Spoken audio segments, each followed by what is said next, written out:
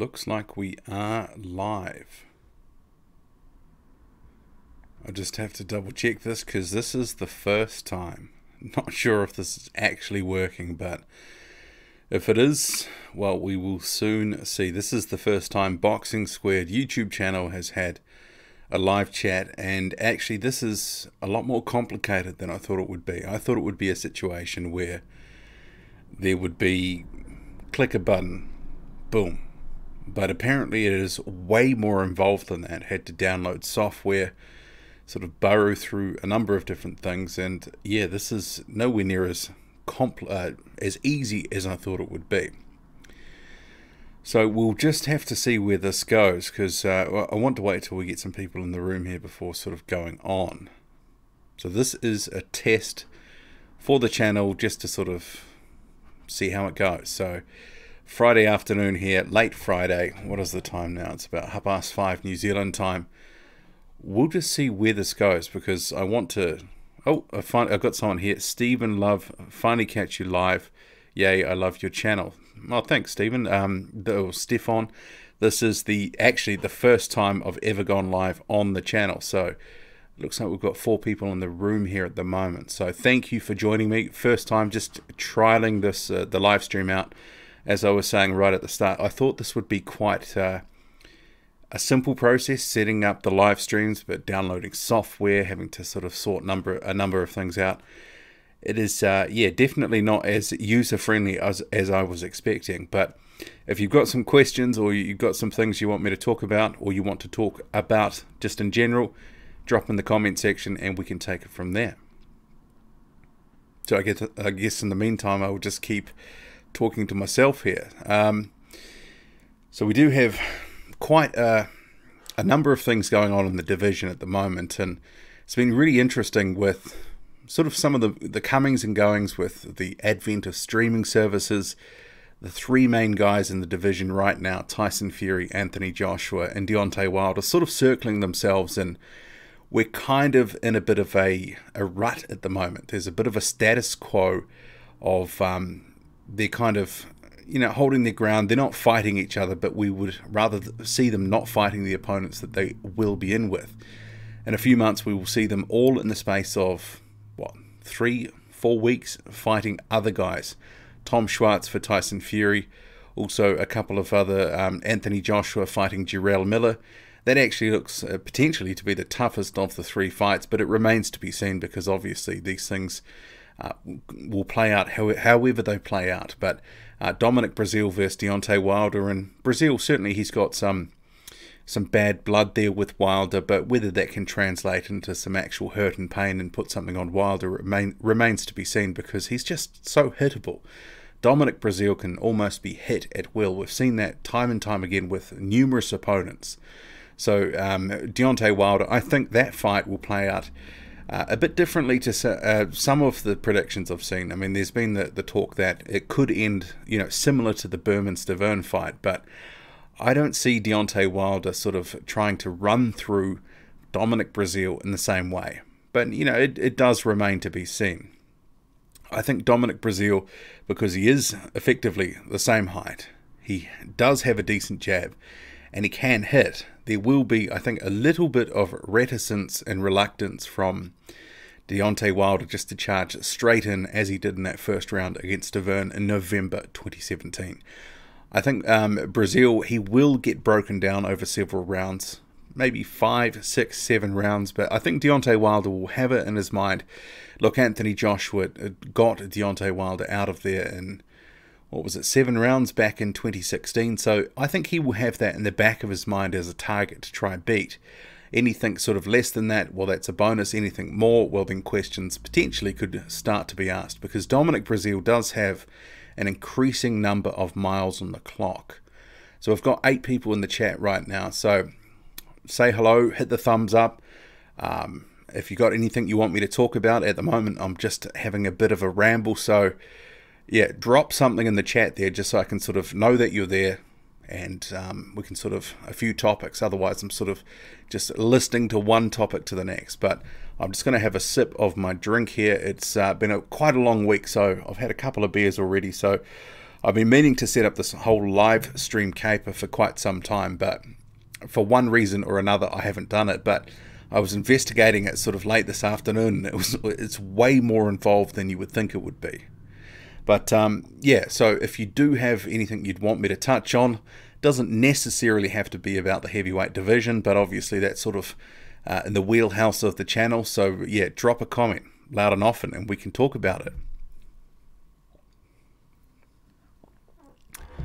Okay, we're down to 6 viewers now. So in the live stream test, this is the I'm thinking I'm going to make these live streams, you know, a semi-regular event.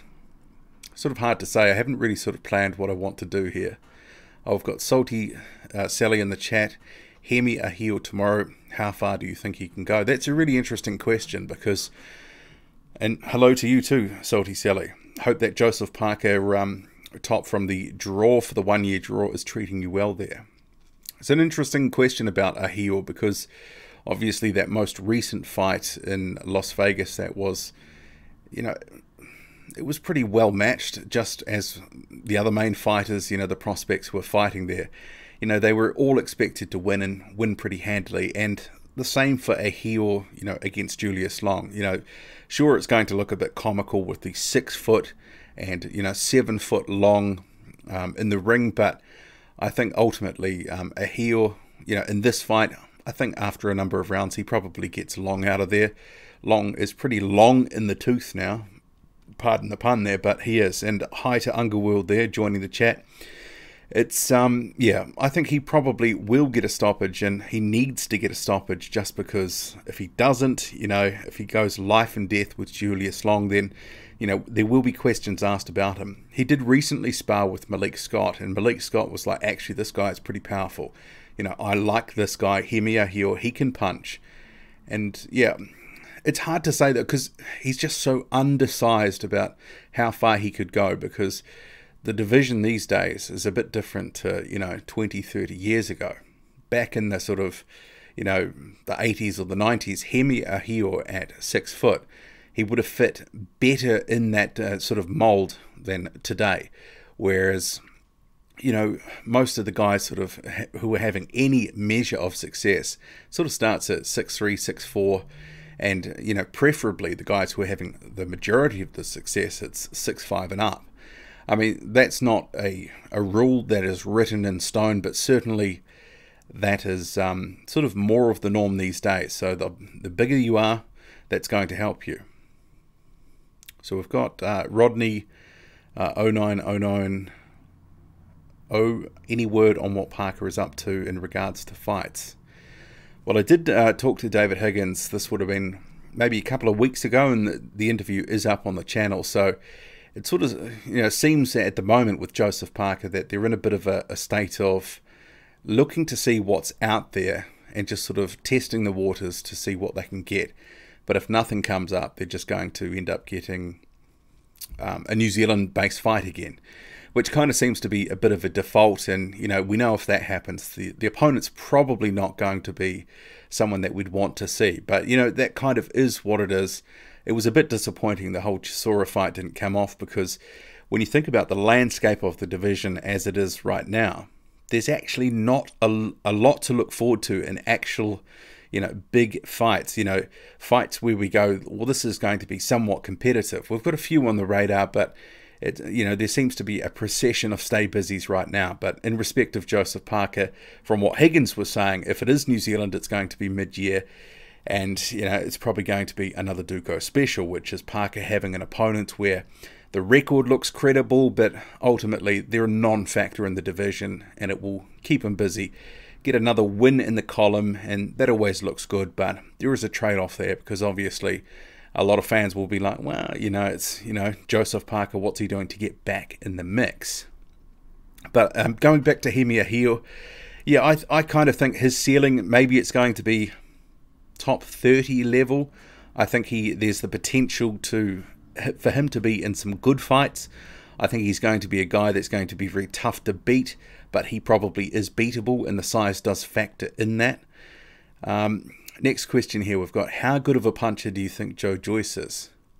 I think he's a pretty heavy hitter, but I don't think it's necessarily that sort of one-punch concussive power.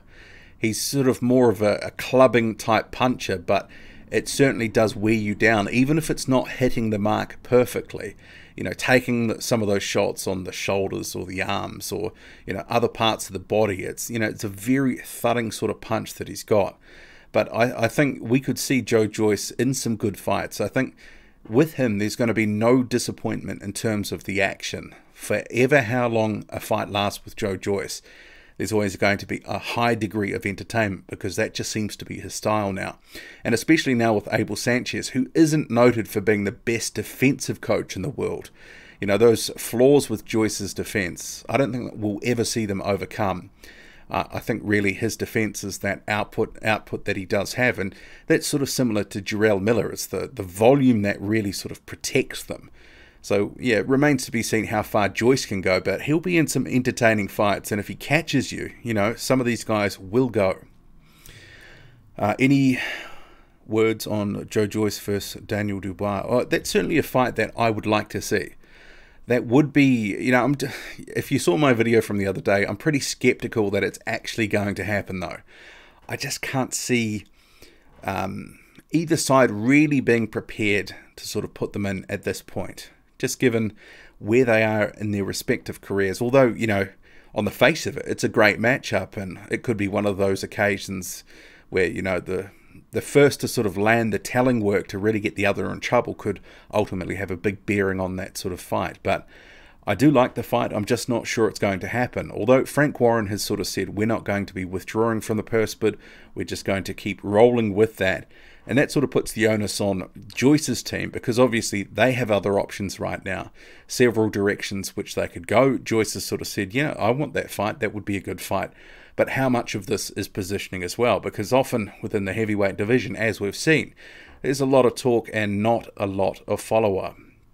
So Rodney again says, old-time greats question, who would you pick to win a fight between David Tua and Mike Tyson? It'd be a hell of a fight.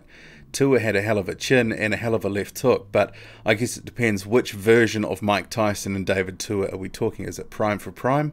I mean, even then, if we're talking what sort of mid-90s David Tua and sort of, mid-80s, Mike Tyson, probably Tyson. It's hard to say. These sorts of, coulda, shoulda, woulda type fights, because that is one of the fights that could have been made in the 90s and probably should have, and we sort of were deprived of. But they were, David Tua is one of those guys, obviously in New Zealand here, I saw a lot of him, and, he was a hell of a fighter, and I think underrated. When people look back at some of the top heavyweights back in the day, his name is often sort of, forgotten when talking about the sort of the top guys of that generation, but that would be a hell of a fight.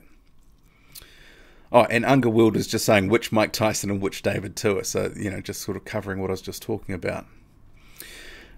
True 2022, hi, 4:45 a.m. here. Well, hey, True, nice to see you, and thank you for joining Patreon recently. Appreciate that. Hope you're enjoying the contest. And Unger World says, I give Tua a good shot at that. Yeah, I think it'd be a hell of a fight, and there was talk that it was going to be made at different points, but never quite came off. So if there's anything that you want to talk about and discuss, drop it in the comment section and we can work our way through it. I'm just going to have another quick sip. So it's about 5:45 here in New Zealand at the moment. This is the first live stream on the Boxing Squared YouTube channel. So we've got 16 viewers in the chat. So hit that thumbs up button if you can. That would be great. So Gonzalo says, I appreciate your words. You're a very good channel to listen to. Well, thank you for that. I appreciate you joining the chat here and watching the channel on a regular basis. I do appreciate it. Just going to have a drink here just a sec.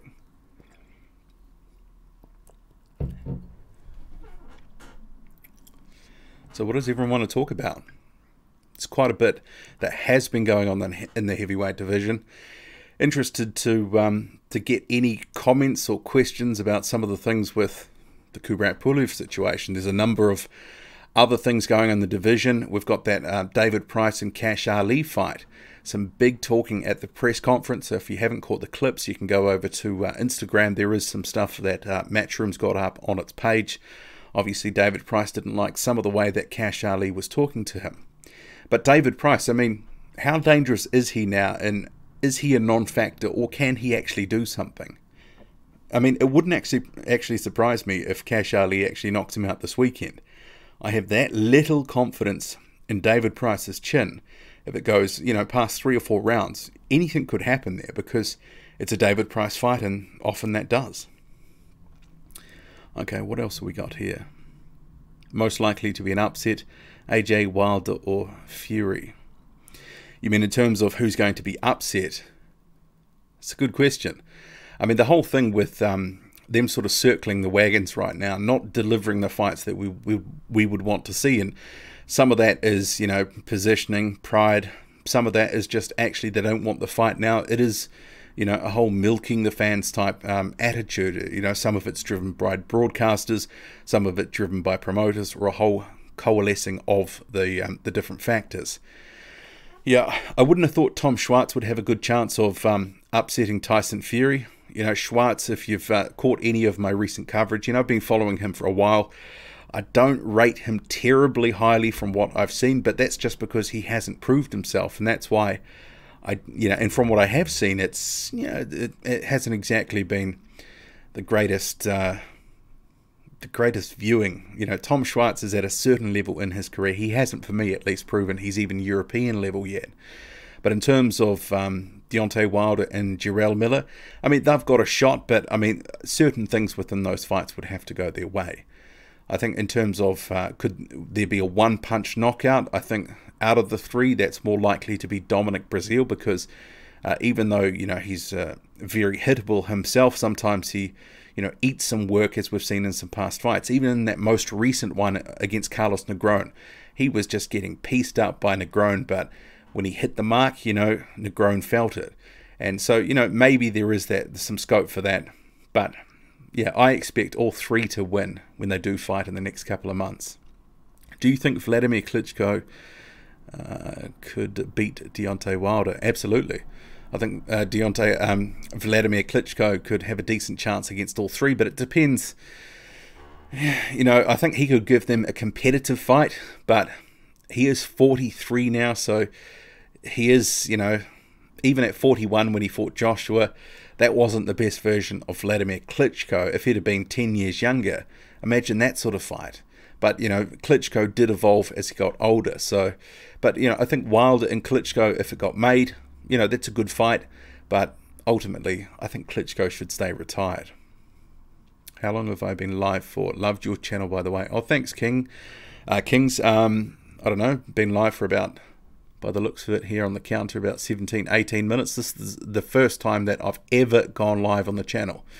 I've got Phil Harve, happy days. Salty Sally, a lot of people fancying Ali to win. Yeah, I'm not discounting that at all. Because if you've seen some of the different performance that he's had, even though he's not, from his record, it's a bit deceptive, he actually has had some devastating knockouts, and you can find some of those online. So it wouldn't surprise me with, David Price, who's kind of got a bit of that Amir Khan sort of rice paper chin about him, that Price could get taken out here. Wouldn't surprise me in the least, especially if it goes past 3 or 4 rounds, because those first few rounds when Price has got a bit of gas in the tank, he's dangerous and he could win. He could take him out. But if it goes past, 4 or 5 rounds, well, it's on, Ali starts to become the favourite in that fight, especially for a knockout. You think Pulev could lose his mandatory spot because of this? Not sure how the politics work. Well, it sort of really depends what happens, because there's so many variables.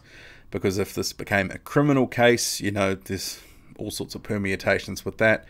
But even then, you've got the different commissions, and if he was to fight Joshua, it's probably in the UK. So, would a suspension carry? Would the IBF recognise it?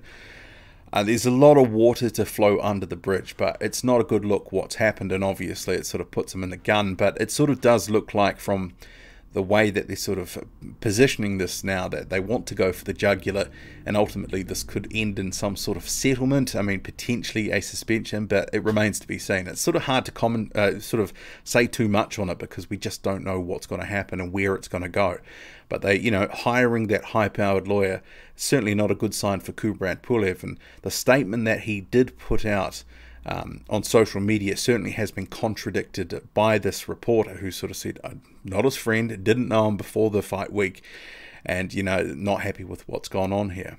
So I've got 22 in the chat, so if you can hit that thumbs up, that would be great. What are your thoughts on Andy Ruiz Jr.? He's not in the conversation when it comes to top-tier competition. I thought his fight with Joseph Parker was a draw. Actually, I scored that as a draw as well on the night. Andy Ruiz Jr. has just been too inactive. He hasn't been fighting enough. And when he has been fighting, it's been relatively low-caliber opposition. I think he fought, what was it, Devin Vargas and Kevin Johnson, and I think the first fight that he had after the Parker fight was 13 months after fighting Parker. So some of that comes down to, you know, the amount that he's been fighting.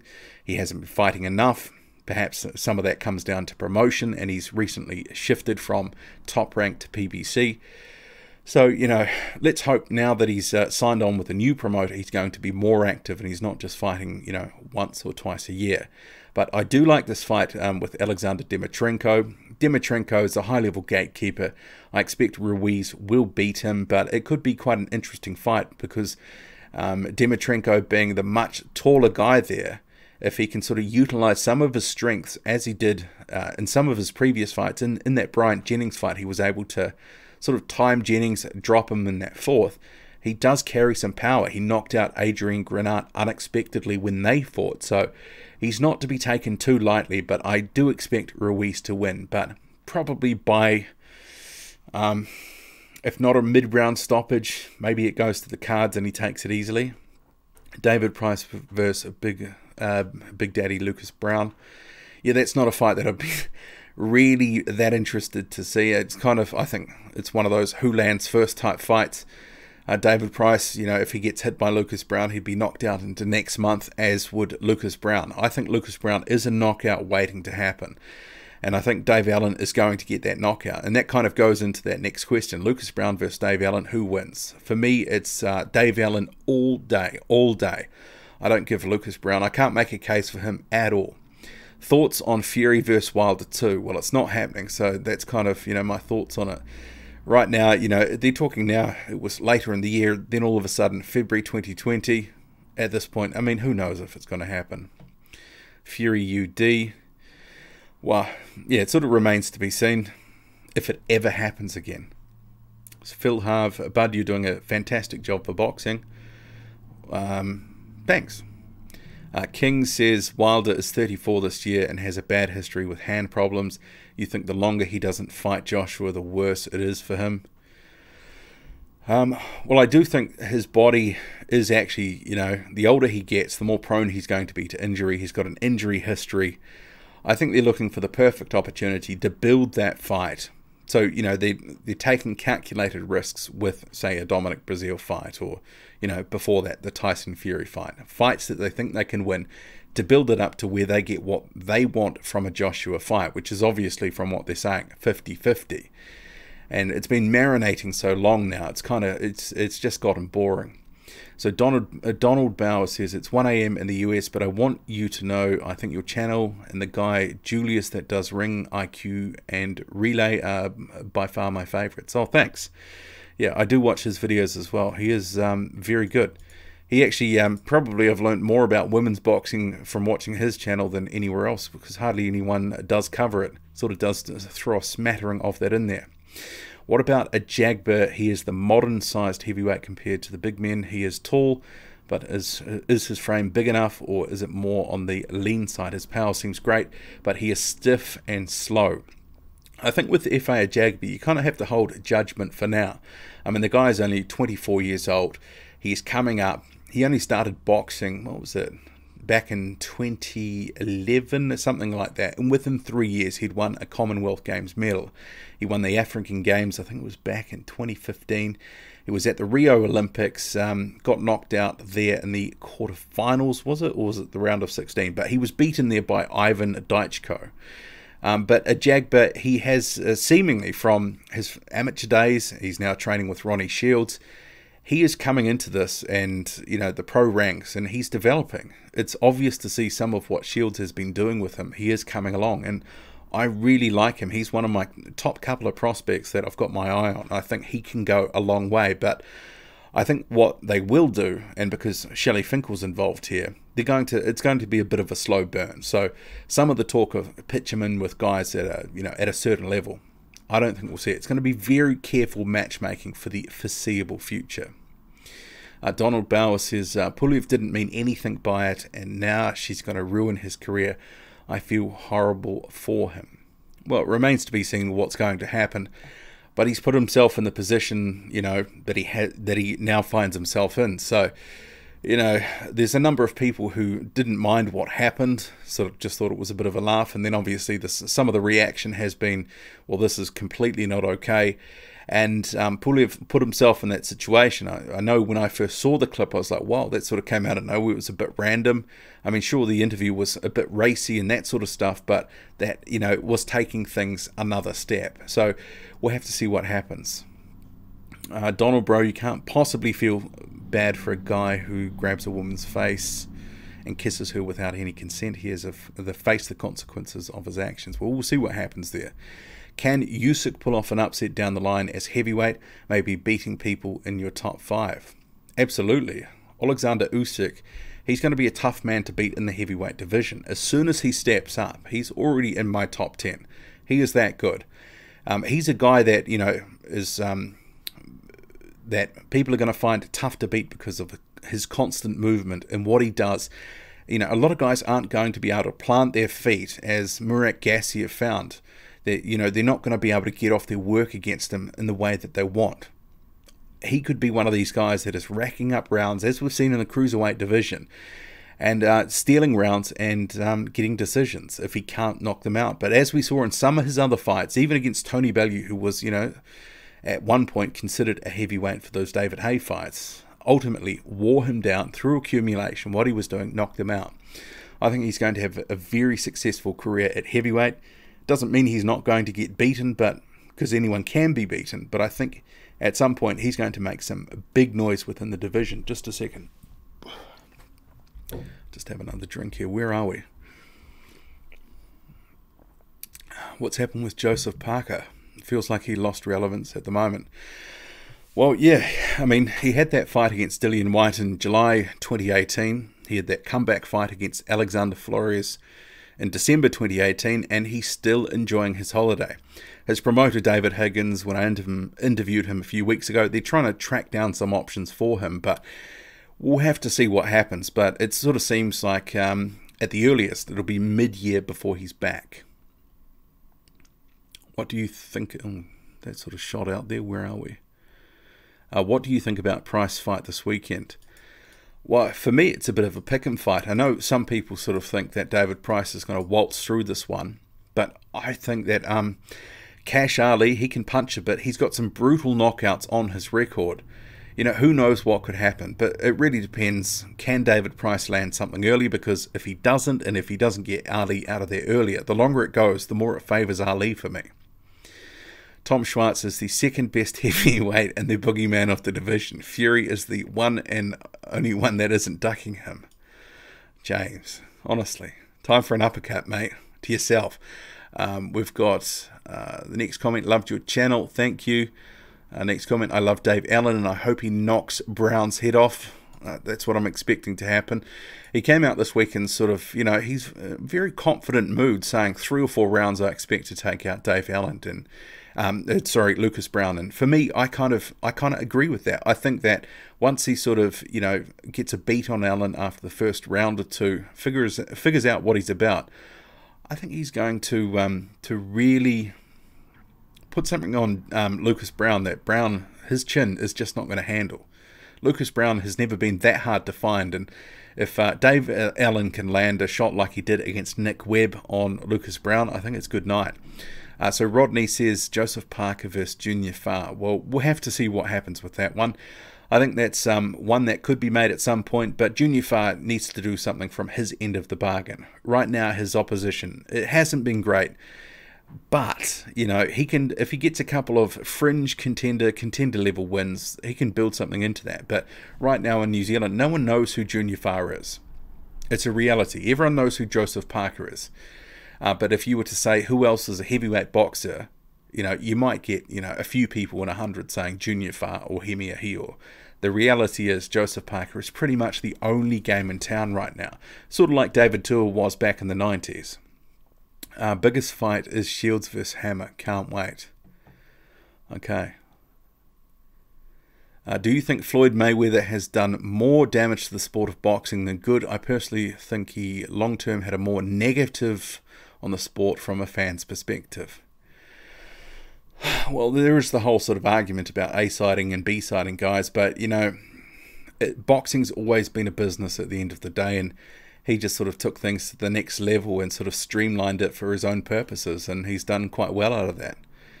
So we've got Joe saying Price will crush Ali. Yeah, he could. I think that would have to be early if it was going to happen.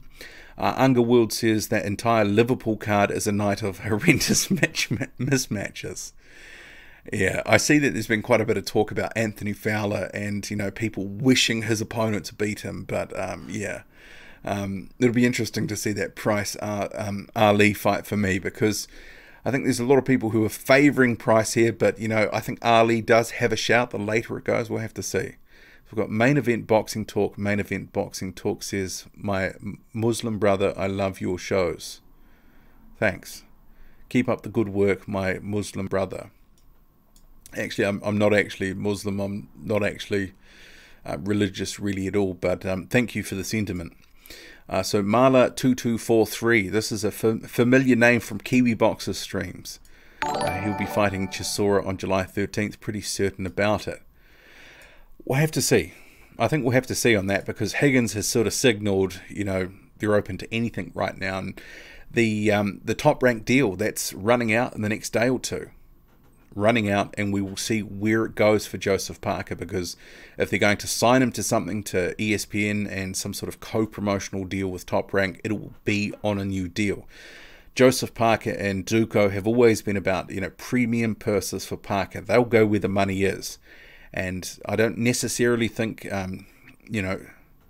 sort of positioning back to a title shot, that's not always the prime consideration. We'll have to see what happens. But I wouldn't be shocked if it's back in New Zealand mid-year, like Higgins suggested. That is always their fallback option, because they can make money from the pay-per-view in New Zealand. And it seems to do all right for them, especially when it's, 30 or 40 bucks a pop. Thoughts on Shannon Briggs wanting to return to the ring this June? No, thank you. Anthony Joshua uncut. Any hope left for Hughie Fury? I'm in the dark.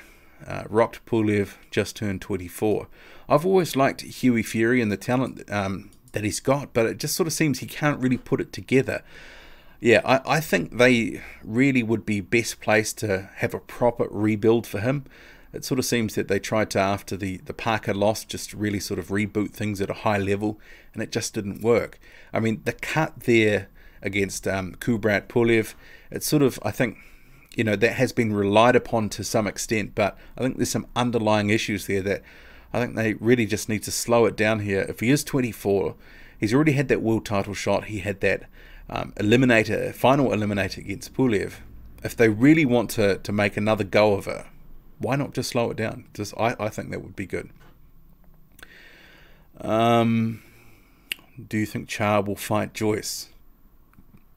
I think Manuel Char will fight whoever pays him the most money. That belt is ready to be sold. It's just a shame this whole Akendo situation has dragged on for so long.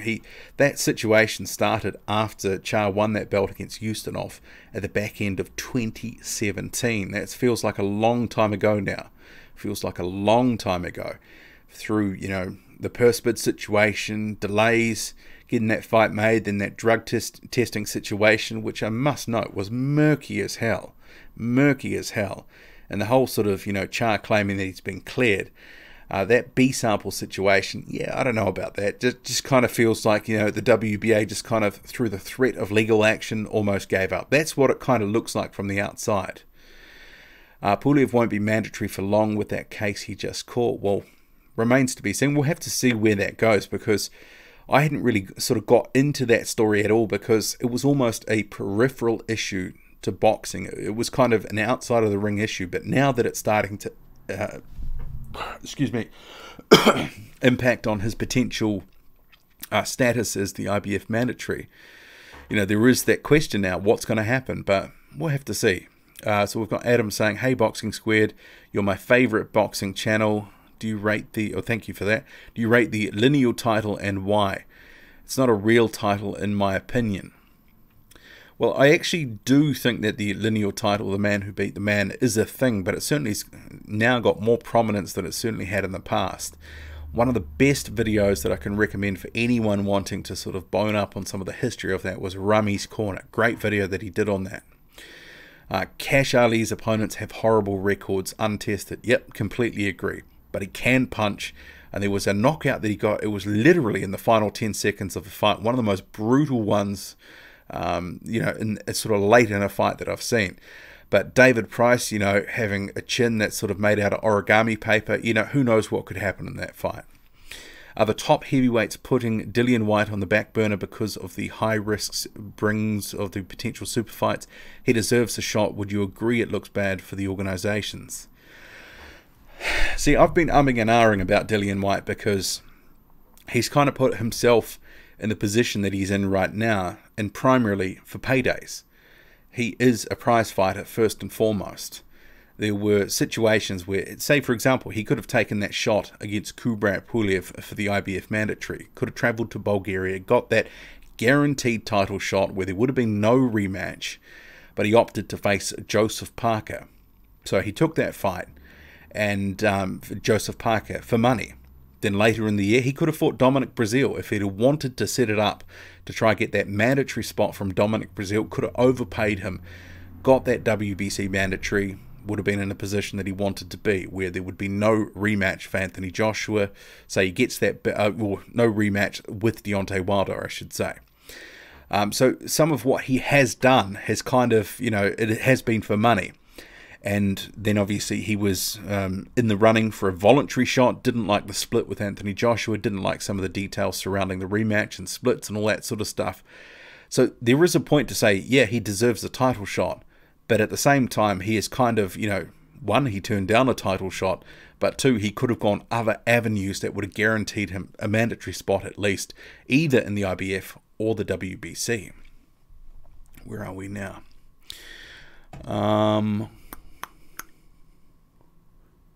Thoughts on Kugan Cassius's bent legs? Yeah, I do actually quite like watching Time Booth's videos. They are quite funny, and it's kind of one of those things when one of them pops up now, within about half an hour, you sort of those videos have taken off. Very entertaining stuff. Rodney says Hughie Fury is more of a long distance runner than boxer. Yeah, that has been true to some extent, although he became a predictable right hand against Kubrat Pulev. Bob Weaver says, does Adam Smith know the whereabouts of Madeline McCann? Oh, a very good question there. I think Tyne Booth might be the one to ask about that. What do you think of the likelihood of Daniel Dubois versus Joe Joyce happening, and who would you favour in that fight? So we did speak about that a little bit earlier. I think comment's gone now. Yeah, so that one there, I'm not sure that fight's going to happen, but it'd be a cracker if it does. Tyne Booth is the man, says Salty Sally. Your favourite style matchup you'd like to see from the current crop of heavyweights? That's a very good question. I think just because it's been sitting out there for so long, I just want to see one of these big fights involving Joshua and Fury and Joshua and Wilder, because I think they would be very good matchups and tough matchups for very different reasons. Anthony Joshua would have his work cut out to KO Tyson Fury, but that's not to say that he couldn't. And the same with, you know, Wilder and Joshua. You know, obviously that one potentially comes down to who hurts the other first and gets some ascendancy there. I'd like to see those fights. So we've got 37 in the chat now, so hit that thumbs up if you can and support the channel. That would be great. So this is the first live stream I've ever done on the channel. So it's been a long week. I've had a couple of beers and I thought, well, I'm going to investigate this live stream thing. It was nowhere near as simple as you might think. There was a whole bunch of software I had to download and I wasn't even sure that I was doing it right. But I'm taking it that anyone that's listening right now can actually hear the chat or hear me talking here. So where are we back in the chat here? I'll just have a quick drink. You know what I wouldn't mind seeing again? I wouldn't mind seeing a rematch of Dominic Breazeale and Izu Agono. That would be a hell of a fight. That was a great fight. One of my favourite fights of all of 2017. For anyone who hasn't seen it before, look up Thai Boxing TV for crazy, warped, and bitter boxing news. Yeah, it's a hell of a channel. How do you rate Khan's chances against Crawford? Nil. So, where are we now? The chat just overtook me here. Just a second. I think the lineal title has gotten more play. I think the age of the internet, where people can be boxing nerds by reading results and a string of champions instead of watching boxing.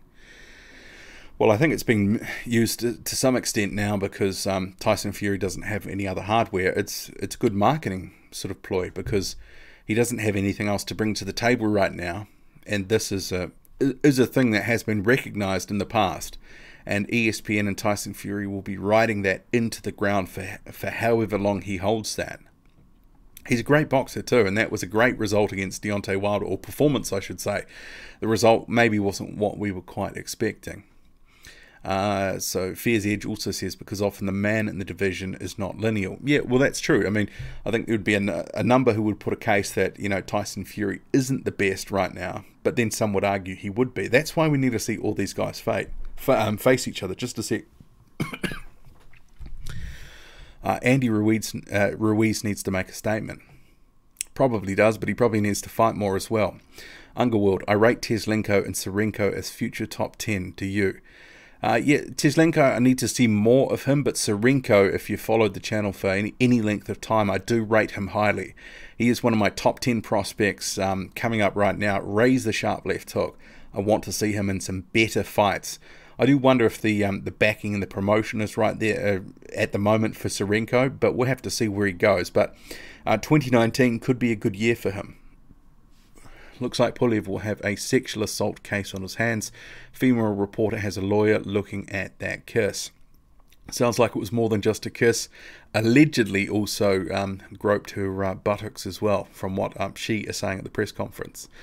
If Usyk played with Joyce and Medvedev and spars with Vladimir, does it prove he can hang with the big boys? Well, we need to see him at the weight first. I think, you know, Carlos Takam or Alexander Povetkin as a first option, it's good matchmaking, for me at least, because it gives Usyk some time to acclimatize to the division against guys that were effectively the cruiserweight size. So it's really sort of him playing around with his weight and a few other bits and pieces while not being overawed by the height difference. I expect this to be, you know, a tough and nuggety fight against Takam, but he should win this pretty clearly. So I think it has some value, but I don't give it a whole lot of credence. I certainly don't rate the lineal. That just goes back to Klitschko. It doesn't go back to Sullivan, as Fury claims. Well, there's a whole school of thought on that one. But yeah, I do recommend that Rummy's Corner video. So Marla says, I think Joe Joyce versus Parker would be a good style matchup. Yeah, that's an interesting one. There's certain matchups within the division that you don't really hear sort of mentioned too often. Another one, because I don't think I've ever heard anyone mention Joe Joyce versus Joseph Parker, but another one I would be quite interested to see is Joseph Parker versus Luis Ortiz. You know, two sort of guys who are in the top 10 that no one really sort of pairs up together when they think of, you know, just who they would like to see fighting different guys. That'd be quite interesting, I think. And the only guy that gives Usyk a good chance against the group of slow, flat-footed heavyweights. Am I the only one? No, I think he's got a good chance against many of these guys. I think he probably beats a number of the top 10 pretty handily. But then again, you know, the heavyweight division isn't that deep these days. Where are we? The chat just took off on me there. So Adam says, Underworld says, sure does, lineal was set up by the fans. It's a fan title from sick of corrupt, scandalous, money-hungering alphabet organisations. That's ironic because it'll be used for profit in the next little while, you can guarantee. So Adam says, hey Boxing Squared, a little off topic, but I noticed a lot of boxing managers are super old. Bob Arum, Shelley Finkel, even Don King is still around. Shouldn't they let others take their place? Well, I guess that's one of those things. I mean, some of these guys have been in the game for so long that it's probably at a pace where they can, they've slowed down over the years, but, they have others doing certain responsibilities, but they can keep going. They have enough in the tank to do what they need to do. A guy like Shelley Fingal doesn't really manage that many boxes. I'm not sure about Don King's workload anymore, but, all these guys have different people who are doing most of the things for them, but, boxing is in their blood. It's part of their life. There's a whole bunch of people that are coming up all the time, but I guess when you have this old guard sort of sticking there, it's hard to get some of this, regeneration. But, that kind of potentially sets up a situation, where you have a whole bunch of people that, fans sort of can gravitate to and say, well, I don't like this guy as well for whatever reason. Because a few of these guys that you've mentioned, obviously some of them, especially Don King, don't have many fans. Do you think Parker will fight AJ again? Because he's the only one that went 12 with and couldn't stop. It's a tough one because I don't think Joseph Parker deserves an Anthony Joshua fight right now. And I'm a massive Joseph Parker fan. But, he's in no position to demand that fight, no matter what David Higgins says. The whole he went 12 rounds with Joshua, I mean, we could potentially see that against Miller. Who knows? If there's a couple of guys that end up going the distance with Joshua, that whole sort of going the 12 rounds with Joshua, it kind of loses its edge. If Joshua keeps knocking everyone out and Joseph Parker has a few good wins under his belt, well, then maybe they can build towards a rematch down the line. But that's probably at least 2 or 3 years away. Wouldn't be anytime soon. Even Klitschko wasn't really lineal. He was not undisputed. So Anthony Joshua Uncut says, if Hunter's anything to go by, you're right, Usyk has a chance. Usyk, that's the thing, is it Usyk or Usyk? I've been trying to say Usyk more recently, but I noticed I've just slipped into Usyk. Usyk nearly stopped Hunter, and Hunter's having success at heavyweight. Yeah, but for me though, I mean, Hunter is a talent, but I think some of the performances and some of the matchups, the style clashes, they've sort of flattered to deceive there. He's been against big, lumbering, slow guys where it's kind of, he's been able to have some success. So I think, if he was to come up against, say, like a Dillian Whyte, that's a much tougher night at the office. Or Alexander Povetkin, they're talking about that fight for Hunter. So, yeah, if he comes through Povetkin, then I will really be all into Michael Hunter. Would a prime Muhammad Ali beat all the current crop of heavyweights from this generation? Very tough to measure across generations because obviously things are different across points. Muhammad Ali didn't have access to some of the training techniques and other bits and pieces that athletes have today. So it's kind of not starting from a level playing field from the get-go. But Ali is a much smaller heavyweight compared to some of these big guys today. He was the man in division, everyone knew it, but not actually undisputed. Not sure what that comment's for. Oh, for Klitschko, I think. Usyk beats them all except Fury. What on earth is going on with Joseph Parker? Everyone has fights, but Joseph has been very quiet. Not good. Well, I've talked about this a couple of times within the stream, but yeah, he's certainly enjoying a decent break right now and judging from social media, having a very good time, and that could be something where that's good for his body. Maybe he's got some sort of, lingering chronic injury that the extra time is helping here, that they would have sort of put it on the line for a Chisora fight in April, but they've decided actually, let's just, give him the break. Because Higgins, when he spoke to me a couple of weeks ago, talked about mid-year for a return, June or July, possibly a New Zealand fight. But they're open to all offers. But they'll go where the money is. Your live stream sounds good. Oh, thank you, Hawker Mustang. It's Mustang. It's the first one that I've done, so I'm relying on getting some comments here to keep things cracking along. So rematch Andy Ruiz versus Joseph Parker. Yeah, I wouldn't mind that. But I guess for both guys, it wasn't exactly a fight where it sort of set the world on fire. There would need to be something on the line there, I think, for that to happen again. If it was just a straight-up rematch, I just can't see it. James Burrell says, beer is so 2018. I drink Echo Falls now. Okay, that's you've been watching Ty and Booth, obviously. Have you got 3 or 4 bottles on the edge of your couch with a teddy bear? So that was, yeah, I won't say the name of the brand that I'm drinking right now, but yeah, I will just have another sip just to quench my my thirst. Joseph Scott will be back in July. Joseph Parker there, I think it is. So Eddie says, we live. Driving home, Sydney CBD, peak traffic, listening to the best in boxing. Well, thank you for joining us here, Eddie. So Shlomo Bergenstein, no wits. Muhammad Ali struggled against two light heavyweights, got beaten from pillar to post by Young, lost ×2 versus Norton, all of them 6'3" or shorter, and 215 to 220 pounders. Certainly, you know, fighting some of these guys across generations, what would have happened. This, yeah, it really is tough to sort of talk about these things with any sort of. It's a beer coming back up on me. Sort of talk about these things with any certainty. So JJ says Brazil versus Miller would be good. Schwartz versus the win.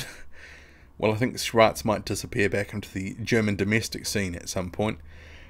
He is promoted by SES, so if he fights Fury, comes up short, which I think most of us think he would, potentially he might be fed to Ajit Kabayel. That could be potentially down the line. So Shlomo says, howdy, whore. Okay, howdy. Danilo, listening from Las Vegas. Hopefully you're looking after yourself in Sin City there. I get that Underworld, I see that argument, but just beating Vladimir Klitschko before Joshua doesn't really make you special. Okay, I'm going back to some conversations in the chat. Usyk beat Joyce before, and he certainly did. He really sort of, that was a bit of a clinic when that happened. Just trying to go back to the chat. It's overtaken. Just a second. And I love Tyson Fury, but the lineal thing is just branding to him at this point. Yeah, it is to some extent right now. But they have to use that because he hasn't got any hardware. So, you know, it's a legitimate tactic to do that. And I think there will be a number of people who will be sort of sucked into it. But it remains to be seen what happens, you know, with this whole sort of contract. Because if you get through Tom Schwartz, who's next? It's got to be a step up from that. If they're looking to some sort of rematch at some point, the opposition has to go through the levels. It can't just be another Tom Schwartz fringe contender at best sort of status. It's got to go in the right direction. There is a case from a number of people saying that Tyson Fury, after the comeback, what he's been through, having that tough fight with Deontay Wilder, that he should actually have a softer fight. I myself would have not preferred that. I think it would have been. There was just too much there with the rematch. I would have preferred that to have happened. But it is what it is now. So, I've already vented about the whole Schwartz situation. So I want to see Tyson Fury really go in there and do a number on him. So I've got just over 40 people in the stream at the moment. So thank you for being part of this. The inaugural live stream for the Boxing Squared YouTube channel.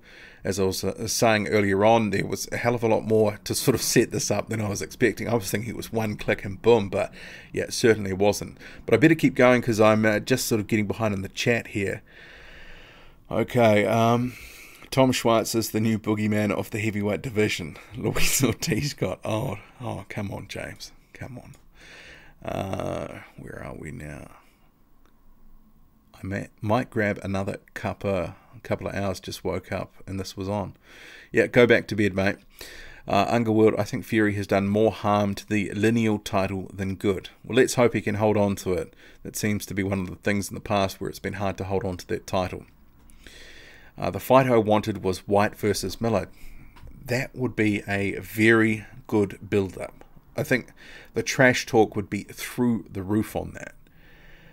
I think we really get an indication on June 1st how good Jarrell Miller is. He's clearly got something there, and many people expect him. He's going to be tough to beat to some extent, but that Joshua will come through it. But the performance that he puts up is really going to put in his career into some context for fans, because we've been left wanting on the opponent front more recently. Had a number of people sort of saying that Tom Schwartz is on the same level of Jarrell Miller. But for me, that's just a joke, because Miller, he'd at least had the Wok, the Duopa, and Washington fights. You can point to that and go, those were step-up fights that you need to be having on the way through.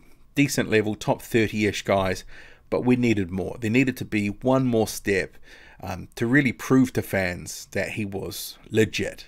And I guess we're gonna get that on June 1st. Either fails spectacularly or fails with a bit of pride, or he comes through and scores an upset, which you know, to the bookies is going to be quite an unlikely result.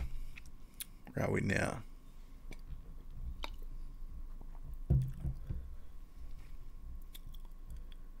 Dillian has narrowed it down to Povetkin and Ortiz. None of them speak English, but Ortiz is the fight that if he beats him, rises his stock and earns him a bigger payday against Wilder or Joshua. Yeah, some of the sort of opponent talking, I think we've seen it can be quite hollow, because is Luis Ortiz, is he really looking at that? Is Povetkin, is he really looking at that? Because if Alexander Povetkin fights Dillian Whyte next, then the fight that he sort of talked about with Alexander Usyk down later in the year probably doesn't happen. So I think you know, July 13th might creep up very quickly, and it might not be either of those opponents. Wilder versus Coogan. That's a mismatch. Coogan would win. How do you think Spence fares against Crawford? It's concerning that he couldn't stop a lightweight. Is he overrated? Is he ducking Bud Crawford? Now, this is the welterweight division of the sort of Wilder Fury situation to some extent. You know, this is a fight I would like to see. I like both guys. Spence, you know, he's a very good fighter. And, you know, that was a one-sided dominant performance against Mikey Garcia. And I do want to see him in with Crawford. We'll get another look at Crawford in a few weeks against Amir Khan. I expect him to come through that pretty handily. I just, you know, from everything that's being said right now, Crawford isn't on Spence's radar. So, you know, who knows when that will happen. Sort of seems to be if you don't cross the street, you're not getting the fight, which, you know, broadcasting considerations and other bits and pieces that are sort of, you know, associated with deals that have been sort of inked by the different fighters involved. It really is hampering a lot of fights right now. Is he ducking Bud Crawford? I mean, you can sort of mount the case the other way too, that, you know, Crawford signed into exclusive deals. So does that hamper the fight too? You know, yeah, that's a fight I think, you know, boxing needs. There is not too many bigger fights in the next year or two than that fight. So, you know, if it doesn't get made, you know, then the fans are the poorer for it. Crawford win. Yeah, that's actually a very tough fight to call, because, you know, Spence is huge at the weight. And Crawford, he's come up from 140, but he was so dominant there. And, you know, I have him as, you know, one of my top pound-for-pound guys. So we've got Kiko saying, hi, hello to you too. Underworld, Spence vs Crawford, Top Rank vs PBC, the only reason that fight ain't happening. Yep, unfortunately that's the case. So Kiko says, who is Manuel Charr fighting next? Apparently his demons. We'll have to see what happens there, because he hasn't fought since November 2017. He's talking a lot, but I think he wants to sell that belt. We'll have to see. Wilder should unify against Manuel Charr. Well, there's been talk about Charr fighting Trevor Bryan, and Trevor Bryan hasn't fought since he beat BJ Flores to claim a version of the heavyweight title, which was the WBA interim world title. They really do need to have that fight, get it over the line, and consolidate it back to, well, I guess it would be 3 belts, because Joe Joyce, when he won that gold belt, that's above the interim world title. He's above the rankings now, Joyce, in the WBA. He's a bona fide world champion according to the WBA. So they've got 4 champions right now, which is absolute madness. You might remember, I think it was the start of 2016, they announced that tournament. They wanted to rationalize, and it just sort of fell apart, and it's never got any better. It's actually got worse now. So Crawford neutralizes his bodywork, starts the accumulation. So we're talking about that fight. Yeah, that's a great fight. I wish Rummy put out more content. I watched the Lineal video too, and it was good. He's put out a couple of top 5 notable with videos, but not much else. I guess that's, you know, YouTube's a pretty demanding gig. You know, you sort of get on the treadmill, and it's, you know, you keep up with it and putting out content on a regular basis. But, you know, it's one of those things, because I remember when I was sick for a few days, maybe a year ago, the longer you don't put out content, the easier it is not to do it, if that makes sense. I would like to see Parker versus Klitschko both fast. I'd like to see Klitschko just stay retired, actually. I don't want to see him come back. So Nick Campbell says, you're truly the least biased of the boxing news channels. It's really hard not to pick sides when it comes to boxing politics. I take my hat off to you for seeing everything objectively. Well, thanks, Nick. I mean, I think part and parcel of that, from the way that I approach my channel, is some of my background. Some people may not know this, but I actually used to be a reporter. I used to work in the media back, several years ago. I was in the media for about a decade. So, I mean, that does heavily influence my approach and the way that I run this channel. So, biggest puncher in the heavyweight division so far. Do you mean right now, as of at the moment, or all time? I mean, there's a number of heavy hitters over the decades, but I mean, right now, I mean, it's hard to say because a lot of these guys that some of these big punchers are facing, they're not catching clean in a fight sometimes, and often that's the biggest factor to really know, and it's hard to judge. But I found it really interesting actually watching. You might have seen, what was it, Tank Davis? He was on the ESPN set, and he beat the record. I think it was held by, was it Deontay Wilder? Tank Davis came up in the punching machine and he got the high score. It was really interesting. So, when they say someone packs a punch, that can be really true. So Kiko says, Manuel Chow would have beaten Ali without an issue back in the day. Surely you're trolling there. Spencer's very underrated. Garcia, where did we get to? Sorry, the chat just took off on me again. I got to get through some of this a bit quicker. I'm starting to fall behind now. What's good, mate? AJ got no buzz. My G, lol, joking. Be interesting. If you're in America, what is the sort of? Is there any buzz at the moment for this fight with Miller? It's one of these things. These fights get announced so far apart. The distance until them. It's one of these things like the PR machine. You can't just have it going for several months on end. Sort of, it has to be, you have to wind through the gears, closer to the time. I think we saw that with a couple of fights Anthony Joshua was in. I noted with the Povetkin one, it was very quiet until about 2 weeks before that fight, and then it sort of started picking up. Come on, guys, smash the like button, give that feedback. That makes another live chat. Good advice there, Jade. Thank you for that. So we've got 43 in the room right now. So please hit that like button if you can. That would be appreciated. Very good quality when you are live, Phil Harv. Well, this is the first one, so I'm sure it will get better. I'll have to work out what I'll do with some of these things, and I'm not even sure how I can get people on here. I had to download some software. It was all a bit technical and complicated. It takes me a while to get the hang of these sorts of things. So Donald says, what kind of career do you think Ibeabuchi could have had? Oh, he was fantastic. If he had of continued to fight, who knows where he could have gone. He really was fantastic. Who was the best left hook? Tommy Morrison, White, Serenko. Well, they've all got very good left hooks. Serenko is obviously the most unproven of them, but Dillian White has shown that's been a very good weapon. And Morrison, obviously, he proved that time and time again. But the opposition there, you could maybe ask a question of. But Dillian White has certainly knocked out a few guys with that left hook. But, yeah, all three, it's a good weapon and probably underutilized by a lot of heavyweights, actually. So Shlomo says Tommy Morrison, no question. Anthony Joshua, agreed, mate. Morrison had hook mastery. That he did. Punch Quote says, you don't throw 1,000 punches to outbox a guy. You're trying to stop him. Go watch Crawford versus Diaz to see a guy get outboxed and played with. Definitely not 1,000 punches thrown. That might be, I think that's back to Underworld there. Tyson Fury is the real WBC champ. Well, unfortunately, history doesn't reflect that. It was a draw. Rummy made a great show on Galotta's career too. Trying to get through the comments and the questions that are not responding to other people right now. Christian Flynn says, I wonder if they're trying to give Fury someone just to knock out. Maybe. I mean, Tom Schwartz, he's a big lump. He might be able to stop him towards the back end of that fight. One thing I've certainly observed from watching Tom Schwartz recent fights is he doesn't like to get hit. So Fury, the bigger guy, could wear him down and maybe do a Derek Just or a rematch sort of number on him, get him to quit. So hit that like button, guys. Yes, please. Boxing Squared, who's your favourite boxer out of the legends? It's a good question. Who's in the legends, though? Probably Evander Holyfield. Why do you think Wilder's refusing the DAZN deal is a duck move? Well, I think it's money.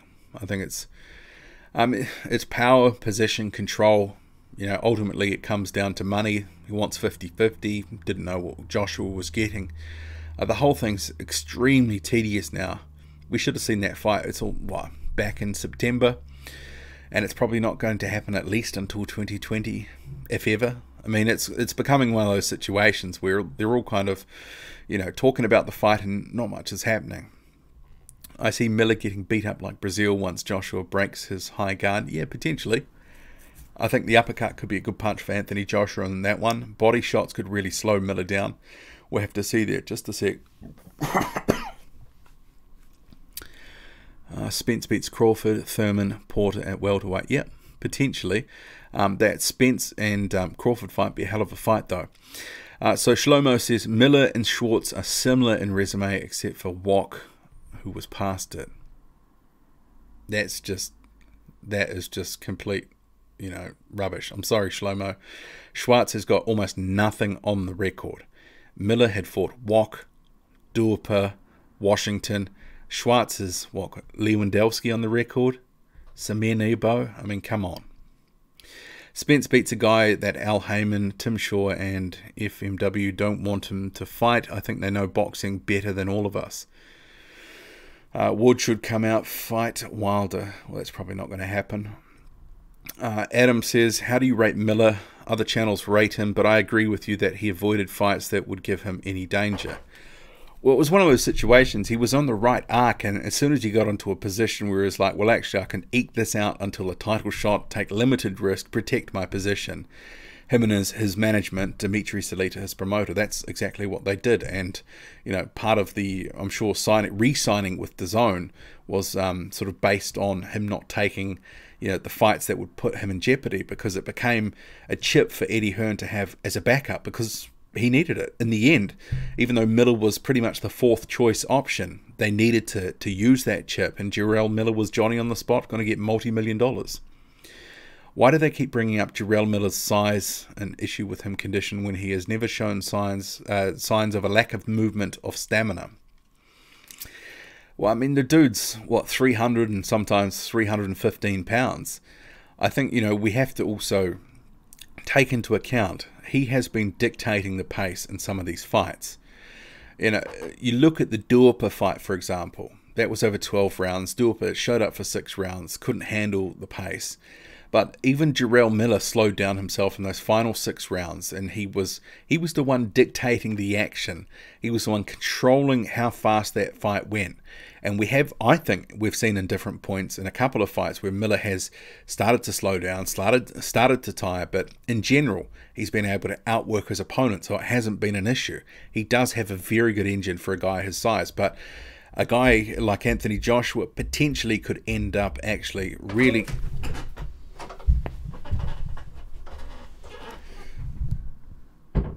Sorry, someone just burst in there.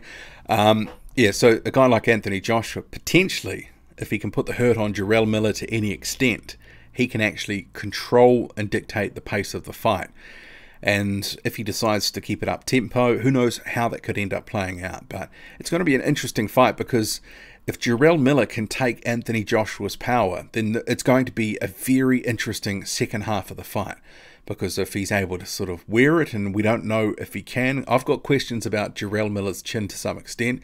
Everyone goes on about Miller's chin and how good it is, but I actually went back and watched some of his kickboxing fights, and like the Crow Cop, a rematch, for example. He wasn't actually taking a lot of shots flush, and there were 1 or 2 times where he actually, from kicks, was rocked. So yeah, I think it remains to be seen how good his chin is. I think some of the whole, he was in kickboxing, he's got a granite chin. I mean, he's been in pretty well-matched fights as a pro, especially as he's come up. I mean, Wok, Duhaupas, Washington, not exactly the biggest punches within the division.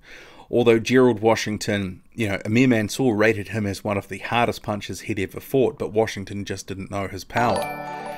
So yeah, it's going to be interesting for a number of reasons, that fight. But yeah, fully expect Anthony Joshua to win that one. Where are we now? I see Miller getting beat up like Brazil once Joshua breaks his... I feel I've done that comment. Miller and Schwartz are similar, and okay, we definitely have done that one.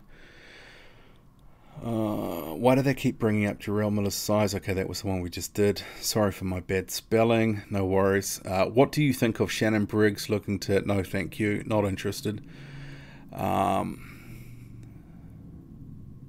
the comments just went on me again. Just a sec. Where are we? Motorbike going past. Just recently moved to a new house and it's much closer to the road, so you may have heard in some videos recently you can hear like sirens and, you know, loud vehicles going by. So, you know, that is definitely something that has changed. Imagine Tyson Fury's level with Emmanuel Stewart in no time out of the ring. Just work. Coulda, shoulda, woulda. Brazil looked fat last fight. Well, he could have been in better condition, but he's always looked to have a set of moves, and he's always been a big sort of fleshy guy. I actually think from some of the stuff I've seen recently on social media, he looks in relatively good condition, but you know, that can be deceptive. Sort of like Jarrell Miller and some of that night footage that I recently posted from his Instagram. He looked like he'd fined down a bit, but then he goes on to reveal that, you know, he's currently 320 pounds, although he says he's coming down to between 295 and 305 potentially. Fury should be reinstated as Ring Magazine champ, only stripped through inactivity and now the busiest out there with 4 fights in 9 months. Was the Pianeta and Safiri fights really sufficient level to justify that? I mean, really, he's only had 3 fights so far, and really only 1 proper fight. The Safiri and Pianeta fights were nothing more than sparring, really. Fury was banned for doping at True 2022. Briggs versus Klitschko all day. Okay. Second on that non-biased channel comment, it's refreshing. Well, thanks anybody. Robert Timms, Spence or Hurd? What if they fought? Or who's my favourite of the two? Favourite of the two to watch is definitely Jarrett Hurd. He is a fantastic guy to watch. Just keeps coming. Yeah, massive for the weight. I really enjoy watching him fight. What do you think of the chances of Vladimir Klitschko coming back? I keep hearing that he's going to have a DAZN deal, but I'm with you, Boxing Squid. I think he shouldn't come out of retirement. Well, he's been flirting with this idea for so long. We keep having these things sort of put out in the media that, you know, obviously they get snapped up and reported on at the drop of the hat because, you know, the news cycle is such, it needs news, and Klitschko coming back is news. But yeah, I'm a bit tired of it. I don't really want to hear too much of it. I think he should stay retired. This whole sort of hinting that he wants to beat George Foreman's record. I mean, he's 43 now. What, Foreman was 45 when he won the title. That gives Klitschko a bit of leeway. But I think some of it is Klitschko loves the limelight too. He's probably missing some of the adoration that he once had. He's, you know, the level would have dropped off since he retired. And you got to remember, he retired what, basically 2 years ago now. Should there be a minimum number of fights per year for a boxer? Some of these top 10 boxers barely have a... Well, that's dropped off there, but I think I've got the gist of that. Yeah, definitely. I think the title holders should be fighting, you know, I would prefer them to be fighting, defending their titles 3 times a year. This whole sort of, you know, only fighting twice a year sort of business, I mean, what we're getting from Joshua will be 9 months between his fights. You know, that's a long time between drinks. It's, you know, he's got 3 of the 4 belts, so those belts aren't on the line. And, you know, you don't end up having some of these guys who are coming through that should be getting title shots at different points. You know, because it'd be good to see some, you know, 3 fights a year from all of these guys. But I guess the sort of the other side to that, if we're counting the lineal as something that's being defended, they're going to start running through the contenders relatively quick if you're counting Tyson Fury as the third sort of, you know, cog to this wheel with Wilder and Joshua. Should there be a... so we've just been through that one. Wilder used his left hand and that's why. Not sure what that's about. I think White's left is stronger than Wilder's right. That's debatable. True 2022, ring belt still vacant. Dion Choo Boxing Squared, much love brother, thank you for tuning in. So we've got just over 40 in the channel, on the chat right now, the live stream I should say.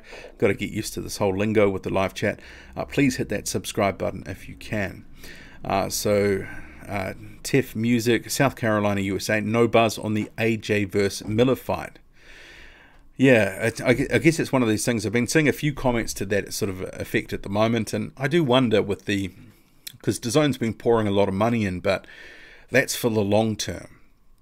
The subscriber base right now, compared to the money that they're putting in, they'd be losing money hand over fist. But it is designed to, they're investing right now.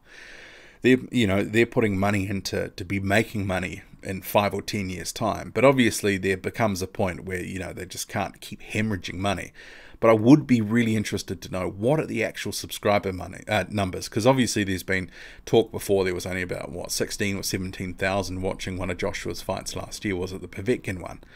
It's just hard to know because nothing is public. But yeah, we'll have to. I actually think all these different platforms, they're good because there's more fight cards, there's more opportunities, and as we've seen, there's been an influx of money, particularly in the United States right now. And to some extent, that's helped shifted the needle on that whole sort of US and UK thing, where the UK had been seen as sort of holding down the fort for boxing in recent years.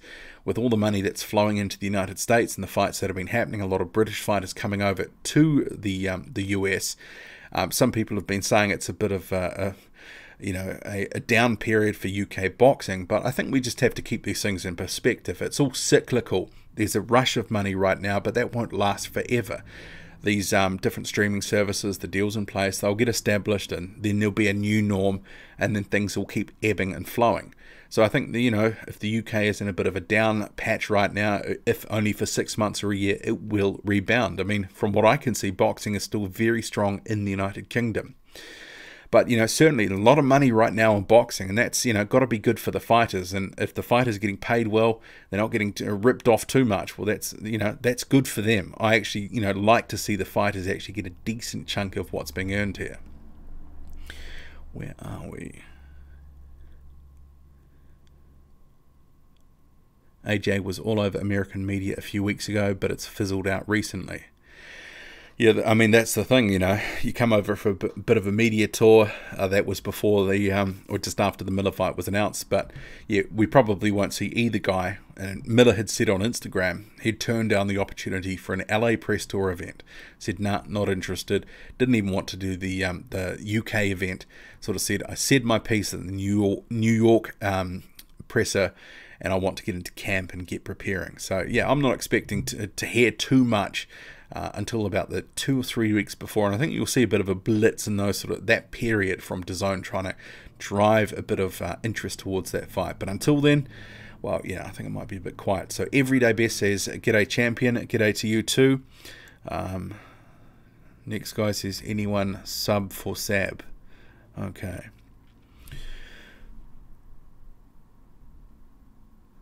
Get subs through the merit of channel, not begging. That's Everyday Best there. Hawker Mustang at Punch quote, formerly HHH1200. I thought you would be trolling. I must have missed something there. Squared hitting the cones hard. Now, I've had a few beers, but I decided that I would try the live stream. This is the first one I've ever done on the channel. I'm just looking at the live count now, so it's just over 77 minutes and counting. So thank you to everyone who's been chucking stuff in the chat. It's been getting such that I've been finding it hard to keep up, which is good because then I can keep just continually talking. Eventually I'll have to work out how I can sort of send links out and all that sort of stuff, get people on the channel. But I'm not exactly tech savvy, so that some of the stuff might take some time. Is Joshua's tendency to tense up under fire risky against heavy hitters looking to land bombs? That's a good question. I don't think Anthony Joshua looks particularly good at going backwards, and that'll be a question in this fight. Can he get Miller's respect early and often enough to make sure that Miller isn't just trying to walk him down constantly? Because if Joshua is going backwards, as he was, there were a couple of spots in the Joseph Parker fight where he didn't look entirely comfortable on the back foot there. I mean, Joshua likes to dictate, the pace of the fight, where it's actually been fought. If he's looking to put them up in the, either in the center of the ring or bail someone up onto the ropes, he likes to dictate the action. So if Miller can disrupt his rhythm and how he likes to fight, that'll be interesting to see how he does respond. So Organics Herbal Supplements donated through Super Chat. I think that's obviously with my first first live stream, that would be my first ever super chat. So thank you for that. I think what I'll do, something like MBT does that with super chats and that sort of stuff at the end of the year, do some sort of giveaway or something like that. So thank you, Organics, for that. Where's my like button gone? Some good comments coming through.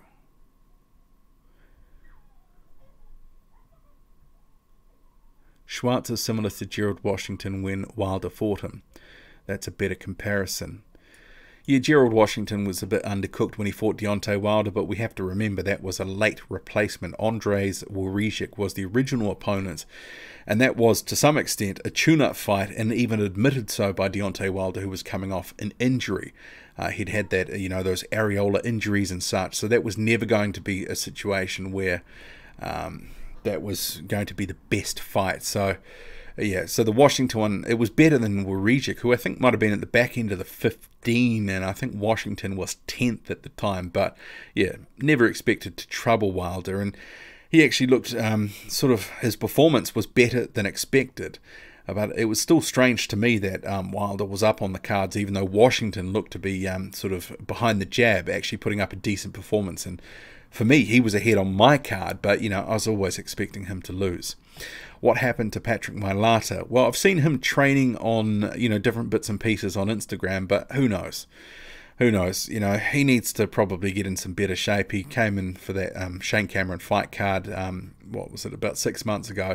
Wasn't in great shape. He was about 300 pounds. He needs to be a lot less than that.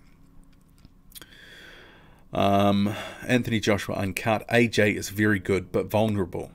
Yeah, that's true. And, that's the same with Deontay Wilder to some extent too. That's why a fight between Wilder and Joshua is so interesting, because they are both vulnerable. Even Fury to some extent. We saw in that fight against Deontay Wilder, even though he was able to outbox Wilder for the majority of that fight, he was still able to be caught. Can he be better in a rematch, or can he just be better full stop, 6 months or 12 months down the line? Remains to be seen, but I want to see it. That's why I want to see him in some good fights.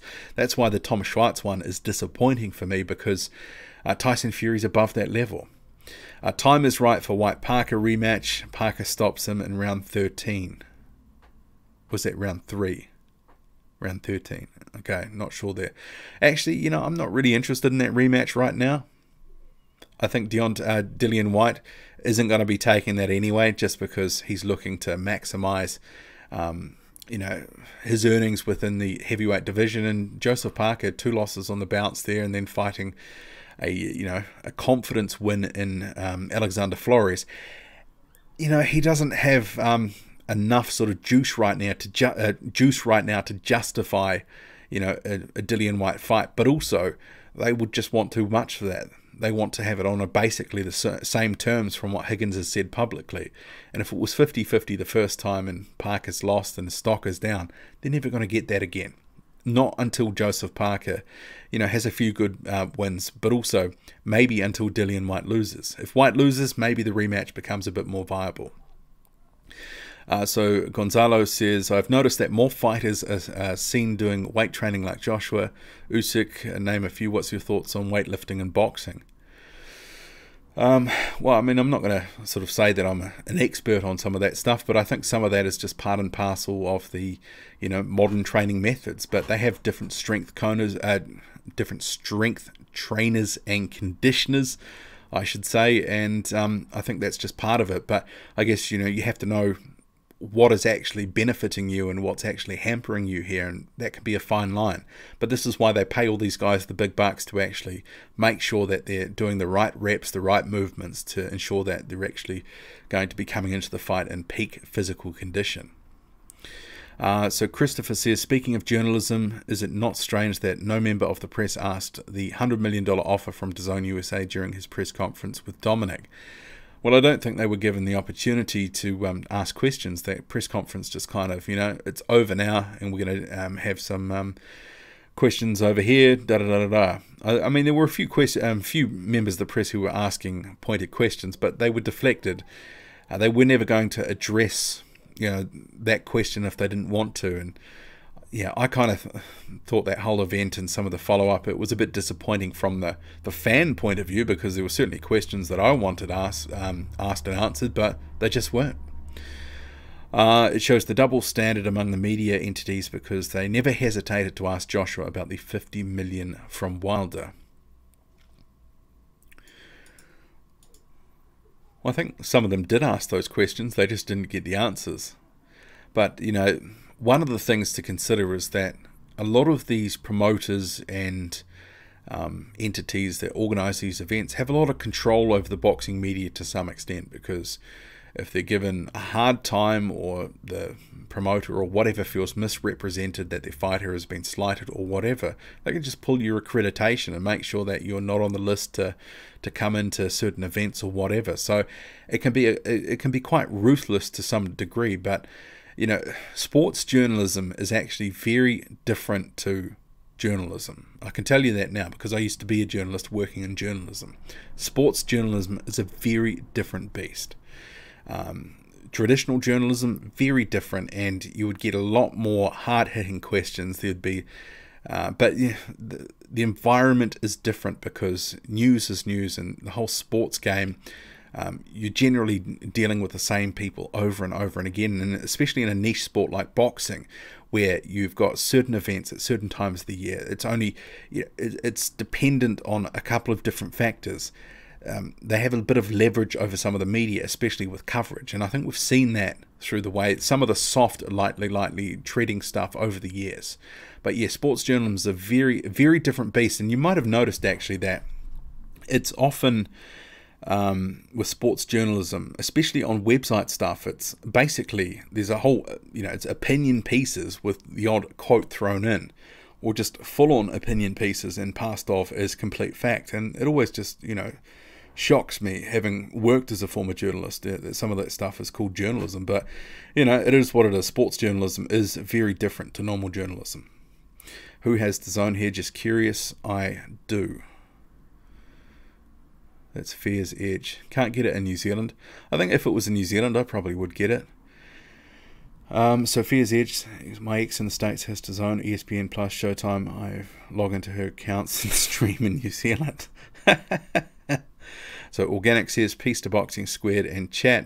Thank you, Organics. And so I'm just catching up to your to Organics here. Congratulations on your first live. So that was that super chat. So I appreciate that.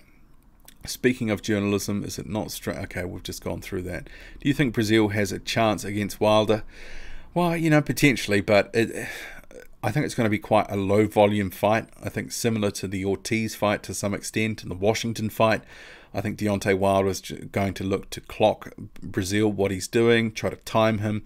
I don't think he's going to come rushing in like the Stiverne fight. I think he will be measured, and I think we'll see Brazil, as the rounds go by, starting to get hit more and more and more.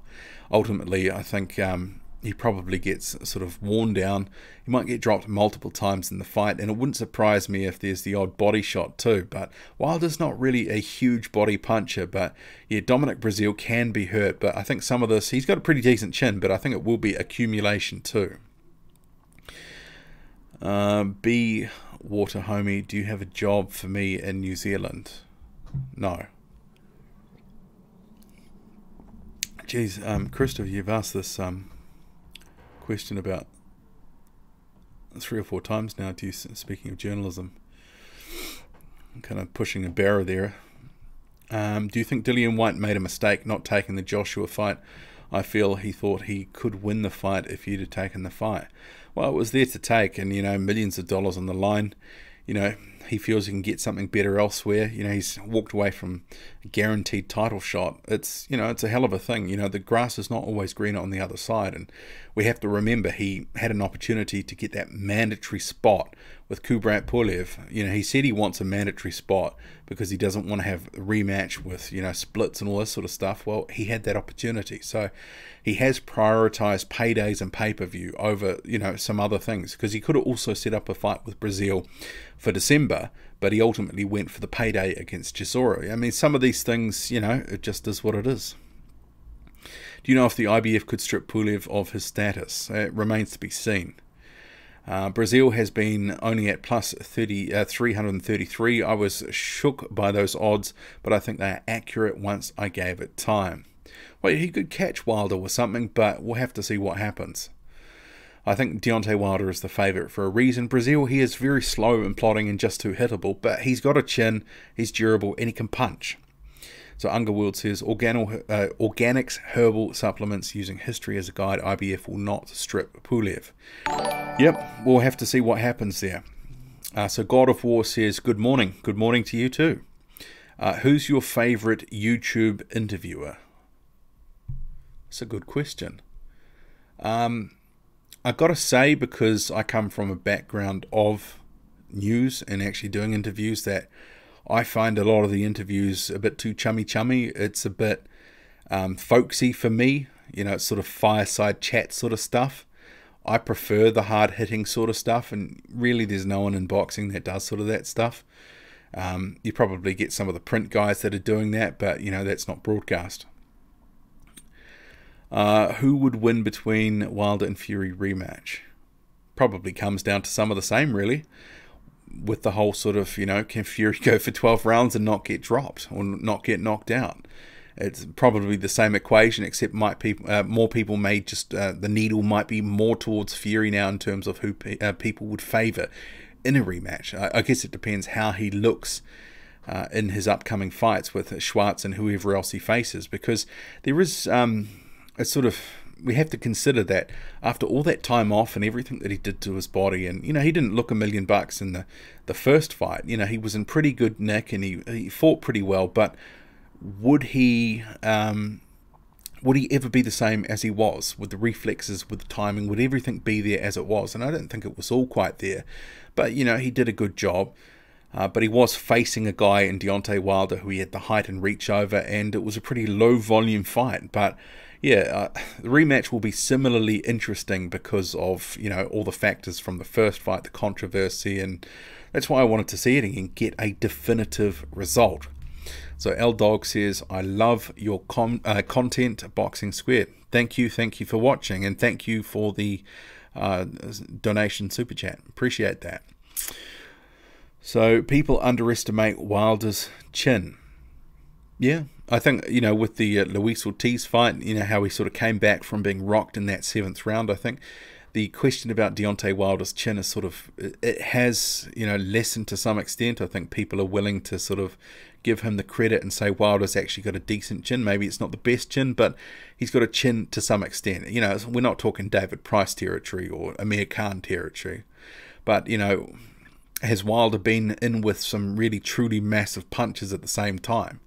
You could argue, you know, he's had a pretty well-matched career himself. I mean, most of these guys at the top level have. So L Dog says Filip Hrgović will be fighting Sergey Kuzmin next, I think. Both are on DAZN. It's an Eastern European card, and Kuzmin looked bad in his last outing. Hearn will feed him to Hrgović. He may not have an opportunity to feed Kuzmin to Hrgović because World of Boxing is responsible for Kuzmin, and I'm not sure that they will just want Kuzmin being fed to a wolf like Hrgović, because I think Hrgović would win that fight. Yeah, Sergey Kuzmin hasn't exactly set the world on fire, but he's kept winning. That was a pretty ugly fight with Joey DeWeco. I would be very interested to sort of see him in with... It'd be good to see actually that David Price rematch. I'd like to see that, because I think Kuzmin was robbed of an opportunity to look good, and World of Boxing will be looking, I think, to have Kuzmin in with Povetkin at some point. That's a natural passing of the torch type fight. There could be many options for him, but after that Joey DeWeco performance, where he sort of went life and death with him, wasn't exactly the best look, and his stock probably went down with some fans, even though he did win. But DeWeco has, you know, does have that effect sometimes. And, you know, many people forget that DeWeco drew with Jarrell Miller. Jarrell Miller does have a draw on his record, and it is Joey DeWeco. By the way, Hrgović is fighting on the Usyk undercard. Has that been confirmed? I hadn't seen that confirmed anywhere, but that would make sense. I mean, back at the end of end of 2018. They were talking about April or May in the US. And now that they've announced this co-promotional deal between Sauerland and Matchroom for Hrgovic, yeah, I could see him fighting in that time. We have Hrgovic versus Jagba. That might be a matchup that's 2 years away, maybe. I don't not because Hrgovic isn't ready. I think it's because Jagba is a guy who is on the rise, but they're trying to tread carefully with him. He doesn't have the same sort of pedigree as Filip Hrgovic, having that deep amateur experience. I think it is a case of Jagba will be brought along at a certain rate, and right now he's not ready for some of those fights. He just faced it. Amir Mansour looked good in that fight. I enjoyed that fight. We all expected him to knock out Mansour, and probably in devastating fashion. It created actually a very good comparison, you know, a triangle theory with Hrgovic, who'd also knocked out Mansour. But Mansour was rapidly on the decline, and it was only ever going to go one way. But I did enjoy that fight with Amir Mansour through both of those two guys, actually. And unfortunately, Amir Mansour had just evolved to a state where he was little more than, you know, cannon fodder for these up-and-coming, you know, lions of the heavyweight division. Hrgovic, Jagba, they are, you know, among my two best prospects right now. So Yardi Boxing Talk, greetings, bro. Lovely channel. Keep it up. Thank you, mate. We've got, I'm sorry, I'm not going to pronounce that name. I'll probably just butcher it. Trouble is, if Fury looks too good, Wilder won't fight him. Well, I mean, there is the risk of that, but also I think more likely is that it's the network considerations. Even though Deontay Wilder is saying he's a promotional free agent and all that sort of stuff, it's clear he's tethered himself to the Showtime and, you know, Fox, you know, sort of PBC apparatus. So, and if Tyson Fury's exclusively with ESPN, that's just a roadblock right there. And Gonzalo has just made a donation. Thank you for that great channel. It's great to listen and learn. Thank you, Gonzalo, for that. Really appreciate it. Anybody looking forward to seeing Hrgovic fight live? Lots of buzz about him. And if you want to see something that I did recently on him, so my prospect series, The Rise Of, so I did a video, the first one was F.A. Jagba, followed up by one on Joe Joyce, and the third in the series, the most recent video, was on Filip Hrgovic. So that is up on the channel, so you can actually, if you haven't seen that, you can just in the search bar to Google or whatever, you can just put The Rise Of Filip Hrgovic, and that should come up. It's got a green thumbnail, so if you want to hear about sort of, you know, his rise through the amateur ranks, what he's been doing, how he got to where he was, the Olympic stuff, all that sort of stuff, and who he'd, and, you know, he was the one that put the kibosh on the David Haye Tyson Fury fight. He was the, you know, he was the one that cut David Haye in sparring back in, was it 2013, I think it was, or was it 2012, whatever it was, but he was credited for that. So we've got L Dog says Dubois and Gorman are not good prospects in my opinion. Hrgovic, Jagba, and Yoka in that order. Tony Yoka is a guy I rate very highly. This suspension that he's had, 12 months, very, you know, tough on Yoka, but, you know, he missed those tests anytime, anywhere. You know, he needed to be present. He was overseas for a couple of them. He's got that 12-month ban. Coming back about mid-year, it just sort of stalled him out there because he was building up a nice little run, getting a nice little sort of run of wins and a buzz and, you know, behind him. And then it just stalled. So, you know, it was very tough for him, but, you know, he did the time. Did the crime, he's got to do the time. So Daniel Dubois, I still think he's a blue chip prospect. Nathan Gorman, I actually did a video on my Patreon discussing him the other day because there was that fight against Kevin Johnson, and I watched the fight. I did take notes right throughout. You know, this is live and all that sort of stuff, and then I was reflecting on everything that I'd done through the notes and my preview video, and I was like, well, if you watch my preview video, you've already seen the post-fight. It completely explained it, but I sort of touched on Patreon about Gorman, about what are they actually doing here, because he's had 3 fights in a row where it's short notice opponents, and some of that's not all of, you know, his promoter's fault, that sort of stuff, but, you know, the Sokolowski fight, which was, I think, was back in October, that was confirmed at about a week. And then obviously his opponent, Alex Leapai, for December, pulls out. Daniel Dubois, he pulled out 6, so then they pit him with Razvan Kajanu, and that was sort of, okay, well, we'll still get a fight on this card. You guys were going to be fighting other opponents. We'll pit you together. Not ideal, but they get it together. And then he fights Kevin Johnson at, 5 days' notice. And that was after Fabio Maldonado pulled out. And he's actually fighting this weekend against Alexander Teslenko, another rising prospect. So, hard to know. I mean, some of these contracts obviously aren't worth the paper that they're written on, because he obviously pulled out, and that was all she wrote. And then they're looking for someone else. And there was talk of Christopher Lovejoy. But then it's Kevin Johnson. As soon as it was confirmed, I was like, man, this is going to the cards. This is going to be a bit of a snooze fest. I think Gorman, having learnt from that Kajanu fight, where he came out fast and he looked really sharp for 3 or 4 rounds, slowed down, the gas tank became a question. He clearly paced himself a lot better in the Kevin Johnson fight. But at the same time, it didn't sort of set the room on fire with his performance either. It was workman enough, and there was decent variation. I mean, maybe a few more style points than Dubois got against Johnson, but it just made me sort of think, this 3 times in a row he's had these short notice opponents, whereas Daniel Dubois, this sort of seems to be a first among equals type thing going on within that stable.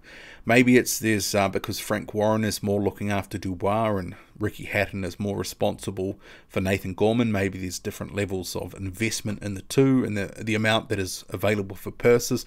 I don't know, but I just sort of thought Nathan Gorman isn't exactly getting some of the right treatment right now, especially when you consider the Sokolowski fight, and he sort of injured his hand in that one. It was an okay performance, but it didn't win him any new fans. And the Kajanu fight, it was just an okay performance. Didn't win him any new... He's not being matched in these fights where he can look good. And the same with the Johnson one. As soon as Johnson was confirmed, it was, this is going to the cards. It's not going to be something where... Because Johnson can survive and make you look bad. So it kind of is a situation where I just kind of think that they're not exactly looking after his interests that well right now, especially from the developmental point.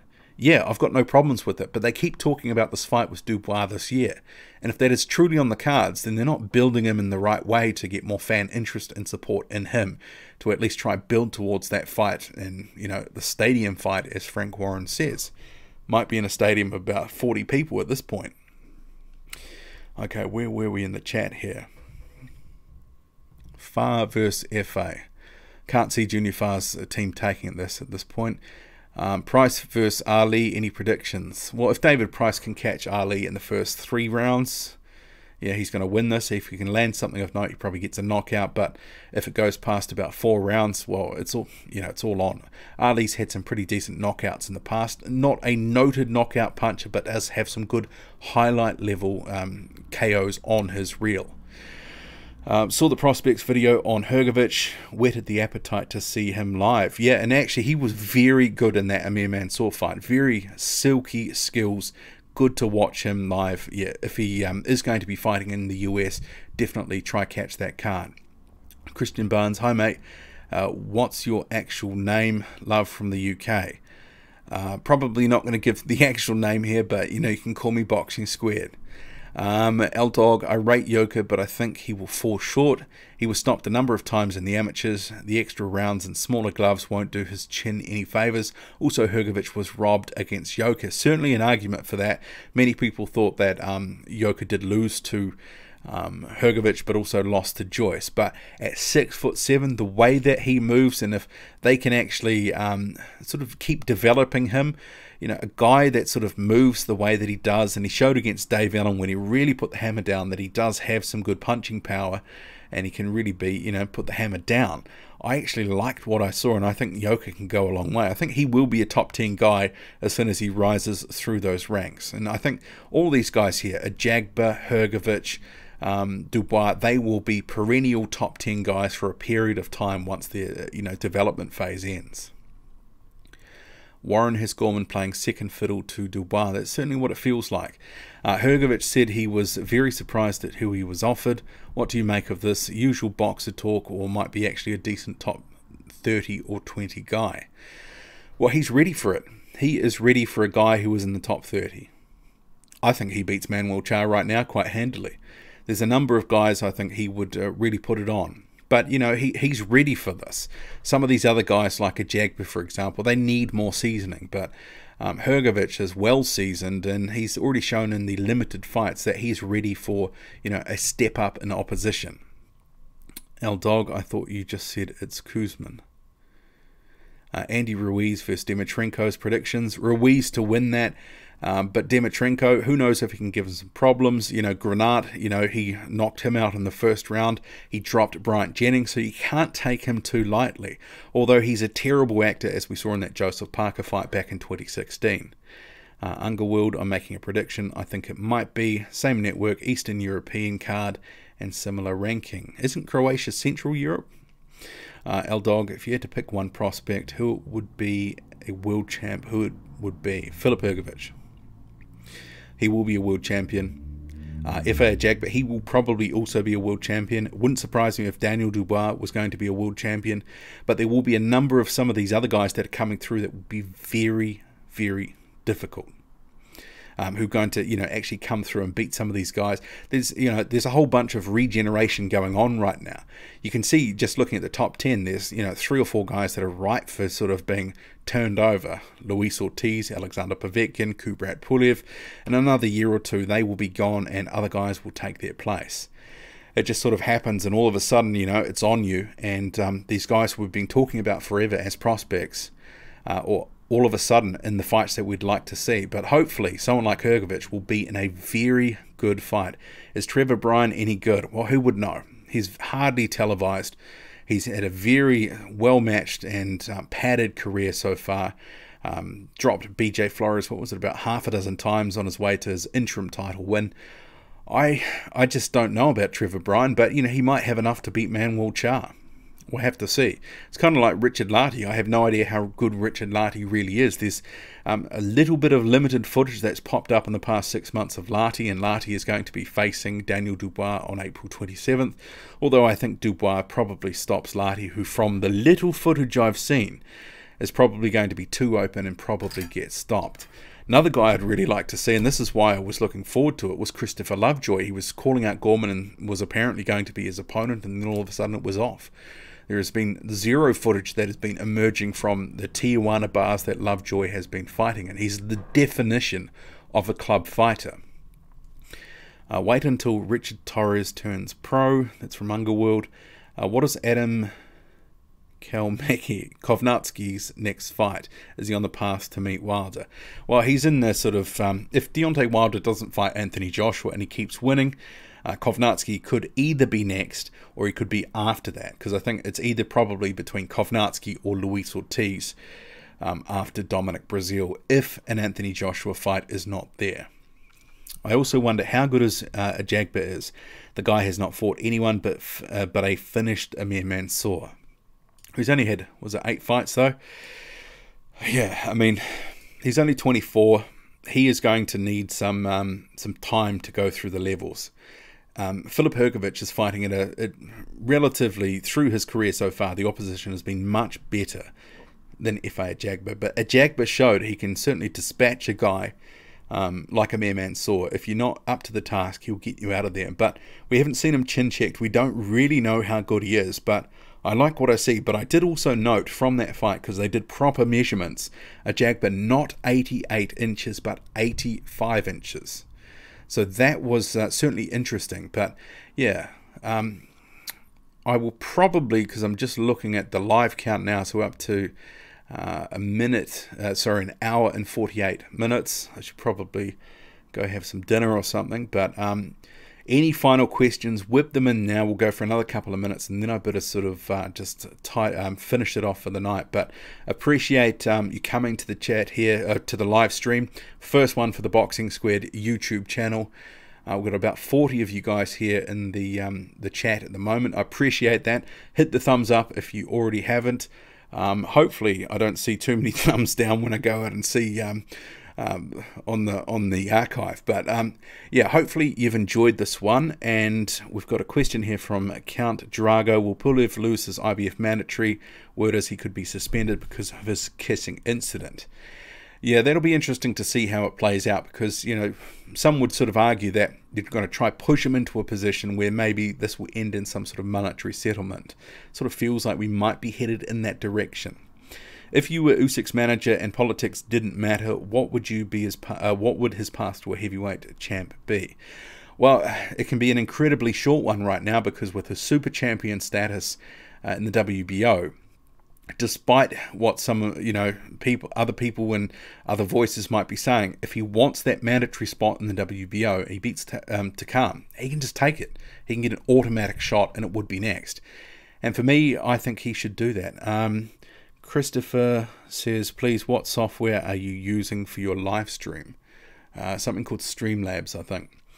Anybody, would you watch the Usyk or Wilder bout if they clash? No, well, they're gonna bring the Usyk fight forward a day, by the sounds of it, from what Eddie Hearn says, to the 17th of May. I'd watch Usyk against anyone, says Underworld. Okay, so I will wrap this up now, but thank you for joining me here, and we'll have to do this again soon. Thank you very much for joining me. Cheers.